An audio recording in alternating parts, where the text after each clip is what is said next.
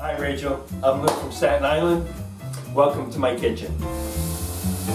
Today I'm going to be showing you my favorite Thanksgiving leftover recipe, a turkey gumbo. In the cavity of the turkey I put some celery, some onion, but I also put some citrus, I put some orange. So when the turkey is done, I remove that, put it in the stock pot, including the orange. The other thing I do is I tilt the pan and I suck up all the juices that are in that pan and I wait for the fat to float up. I use the fat to make the roux.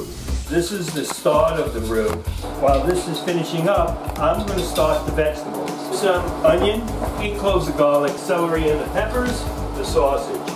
I'm adding 2½ tablespoons of thyme, a chili, 3 ounces of Worcestershire sauce. My secret ingredient on this is 4 ounces of bourbon. The vegetables are just about done. We are going to add them to the roux. I am going to add 4½ cups of turkey, some ground pepper, some salt, some green onion, and some parsley. Ladies and gentlemen, turkey gumbo from leftover Thanksgiving turkey. Everyone stay well and good cooking. This is my friend Kelsey. Kelsey is going to get cooking with some leftovers herself, but I just want to say, Lou, I have a major crush on you.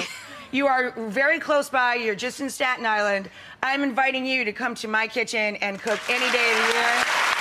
That recipe was amazing. Hi, Rachel. This is Keisha from Richmond, Virginia. Welcome to Creating Like Keisha's Kitchen. Today, I will be going over the steps in making my loaded mashed potato balls.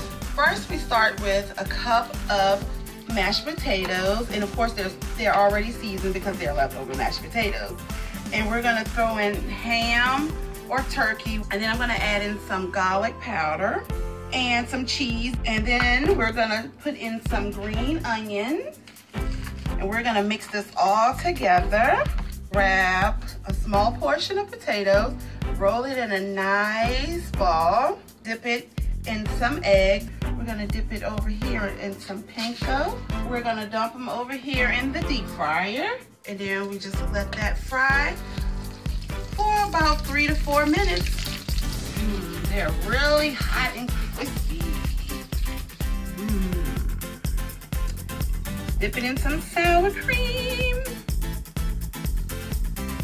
I hope you enjoyed my loaded mashed potato recipe. Can you taste it? So cute. That was Keisha from Richmond, Virginia, and I don't know what was more fun, watching her make it or watching her eat it. What an adorable video. Thank you, Keisha.